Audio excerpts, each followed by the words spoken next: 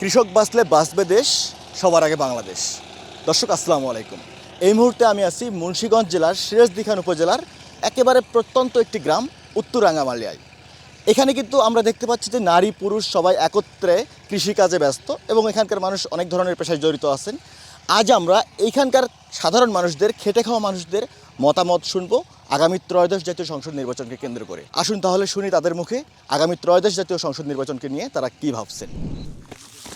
আসসালামু আলাইকুম। ওয়ালাইকুম আসসালাম। সামনে ত্রয়োদশ জাতীয় সংসদ নির্বাচন আসছে। এই নির্বাচনে আপনার পছন্দের প্রার্থীকে? শেখ মোহাম্মদ আবদুল্লাহ ভাই। আচ্ছা, ওনাকে মূলত আপনার কেন পছন্দ?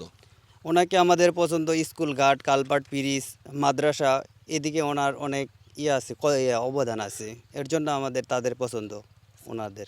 উনি আমাদের কৃষকদের পাশে আছেন এবং কি গরিব দুঃখীদের পাশে আছেন। উনি সব জায়গায় মানুষের কল্যাণের দিকে সব দিকে আসছেন।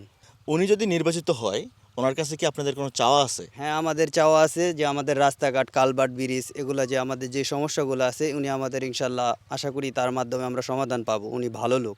আর আমাদের কৃষিক্ষেত্রে যে আধুনিক কিছু যন্ত্রপাতি বর্তমান ব্যবহার হইতেছে, এগুলো আমাদের যদি কৃষকদেরকে উনি দেয়, তাই আমাদের জন্য অনেক সহজ হয়। আমরা শেখ মোহাম্মদ আবদুল্লাহ ভাইকেই ভোট দিয়ে জয়যুক্ত করব। আমাদের মা বোনদেরকেও অনুরোধ করব, বলবো যেন শেখ মোহাম্মদ আবদুল্লাহ ভাইকে ভোট দিয়ে জয়যুক্ত করে আমাদের সফলতার দিকে আমাদের অগ্রসর করেন, আর তিনি যেন দেশ ও বাসীর উন্নত করতে পারেন।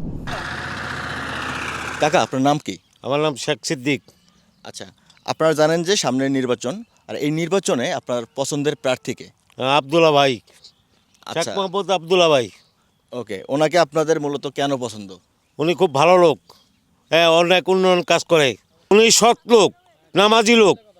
উনি হাউস করে আইছে, উনি কোনো দুর্নীতির মধ্যে নাই।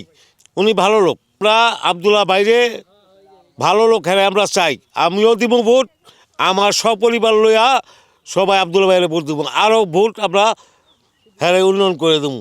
সারের দাম বেশি, আলুর দাম হয়েছে কম।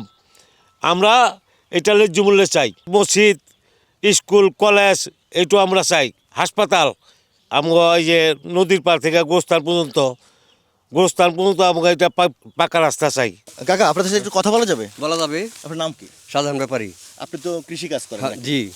আচ্ছা, আপনাদের এই এলাকা থেকে বেশ কয়েকজন প্রার্থী নির্বাচনে দাঁড়িয়েছে। আপনাদের পছন্দের প্রার্থীকে? পছন্দ পাচ্ছি আমাকে আবদুল্লাহ ভাই, শেখ আচ্ছা, মোহাম্মদ আবদুল্লাহ ভাই। ওনাকে কেন পছন্দ? ওনাকে পছন্দ, ওনার দান খরচ বেশি করে, রাস্তাঘাট ভালো করে, গরিবের দুঃখের দিকে চায় বেশি, সুন্দর গরিব দুঃখের ভালোবাসে। উনি আমাকে কৃষকদের পাশে আছে, এলিগে আমাকে পছন্দ বেশি তাকে।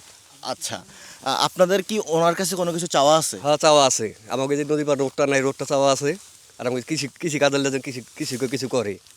রাস্তাঘাট, স্কুল, কলেজ, গরিব মানুষের পাশে দাঁড়ায়, তাকে আমরা ভালোবাসি, তাকে ভোট দেব।